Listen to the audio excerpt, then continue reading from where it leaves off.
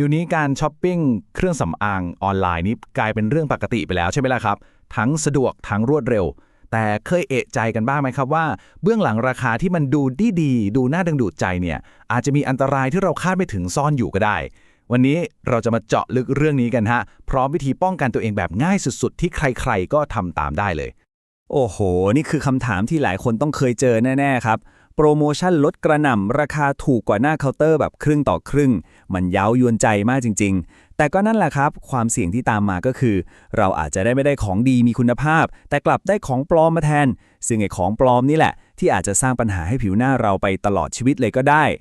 โอเคครับเรามาเริ่มกันที่ส่วนแรกเลยกับดักที่ว่าเนี่ยมันน่ากลัวกว่าที่เราคิดเยอะเลยนะฮะเพราะมันไม่ได้มาแบบเล็กๆน้อยๆแต่มันเป็นขบวนการที่ใหญ่มากและก็ส่งผลกระทบเป็นวงกว้างเลยทีเดียวนี่ไม่ใช่เรื่องที่เราจินตนาการกันไปเองนะครับแต่มันคือข่าวจริงจากการเข้าจับกลุ่มของตำรวจจริงๆเลยมันแสดงให้เห็นเลยว่าปัญหานี้มันเกิดขึ้นแล้วก็ใกล้ตัวเรามากๆด้วยโกดังพวกนี้เนี่ยเขาผลิตของปลอมเลียนแบบแบรนด์ดังๆแล้วก็กระจายขายผ่านร้านค้าออนไลน์เยอะแยะไปหมดเลยครับลองนึกภาพตามกันดูนะฮะ 2-3,000 กล่องต่อวัน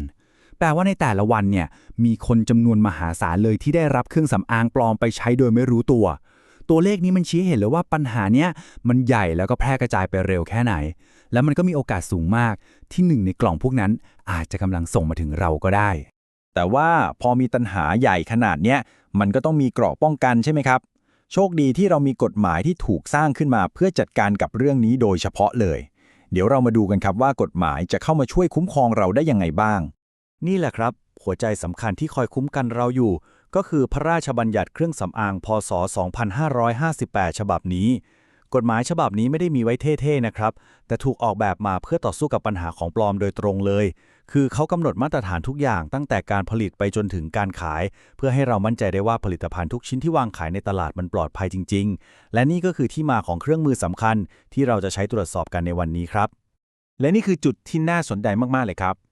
หลายคนอาจจะคุ้นกับเครื่องหมายอย.เป็นซองขนมหรือขวดยาใช่ไหมครับแต่สำหรับเครื่องสำอางเนี่ยสิ่งที่พรบ.ฉบับนี้บังคับให้ต้องมีเลยก็คือเลขที่ใบรับจดแจ้งครับ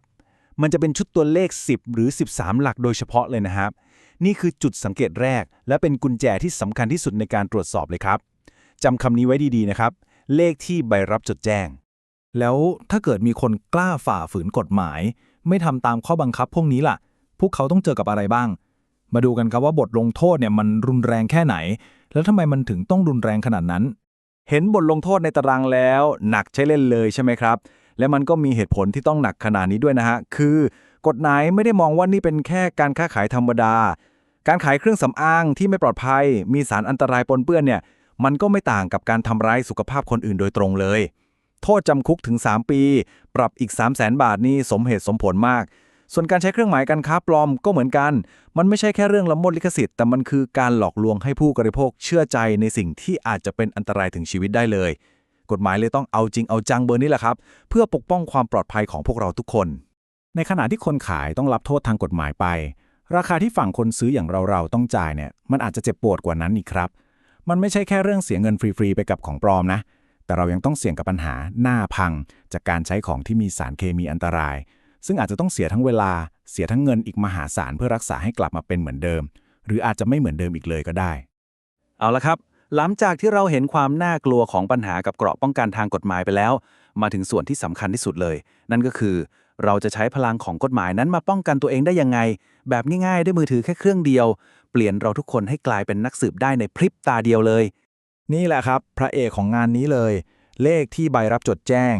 เลข10หรือ13หลักที่อยู่บนฉลากสินค้านั่นเองตัวเลขชุดนี้มันก็เหมือนบัตรประชาชนของผลิตภัณฑ์นั่นแหละครับที่พรบเครื่องสำอางกำหนดว่าต้องมีและมันคือประตูที่จะพาเราไปสู่ข้อมูลทั้งหมดที่เราจำเป็นต้องรู้เพื่อความปลอดภัยของตัวเราเองวิธีการก็ง่ายมากๆครับแค่เปิดแอป LINE ขึ้นมาแล้วทำตามขั้นตอนบนหน้าจอนี้ได้เลยนะฮะเริ่มจากเพิ่มเพื่อน @FDA ไทยก่อนพอเข้าไปในห้องแชทปุ๊บก็เลือกเมนูตรวจเลขผลิตภัณฑ์จากนั้นก็พิมพ์เลขที่เราเจอข้างกล่องลงไปเลยครับแป๊บเดียวระบบก็จะดึงข้อมูลจากฐานข้อมูลของอย.มาให้เราดูทันทีเลยสะดวกแล้วเร็วมากจริงครับและนี่คือคำที่สำคัญที่สุดที่เราต้องมองหาครับไฮไลท์ไว้เลยนะฮะพอข้อมูลมันเด้งขึ้นมาปุ๊บให้เราเลื่อนไปดูที่ช่องสถานะครับ มันจะต้องขึ้นคำว่าคงอยู่เท่านั้นคำนี้คำเดียวเลยคือหัวใจของการตรวจสอบทั้งหมดครับ แล้วคำว่าคงอยู่มันบอกอะไรเรา มันคือการยืนยันสถานะทางกฎหมายครับ บอกเราว่าผลิตภัณฑ์ชิ้นนี้ได้ผ่านการจดแจ้งตามข้อกำหนดของพรบเครื่องสำอางอย่างถูกต้องแล้ว และที่สำคัญไปกว่านั้นคืออย.ยังไม่ได้สั่งพักใช้ หรือเพิกถอนใบอนุญาตนั้น ซึ่งมันอาจจะเกิดขึ้นได้นะฮะ ถ้าเขาตรวจเจอว่าสินค้ามีปัญหาทีหลัง พูดง่ายๆก็คือ สถานะคงอยู่เป็นเหมือนไฟเขียวจากกฎหมายว่า ณ วินาทีนี้ผลิตภัณฑ์นี้ยังอยู่ในระบบการควบคุมดูแลปลอดภัยครับแต่เดี๋ยวก่อนอย่าเพิ่งวางใจแค่เห็นคำว่าคงอยู่นะครับเราต้องเช็คให้ลึกอีกชั้นหนึ่งคือดูว่าชื่อผลิตภัณฑ์และรายละเอียดอื่นๆที่แสดงในแอปเนี่ยมันตรงกับที่เราเห็นบนฉลากแบบเป๊ะๆเลยหรือเปล่า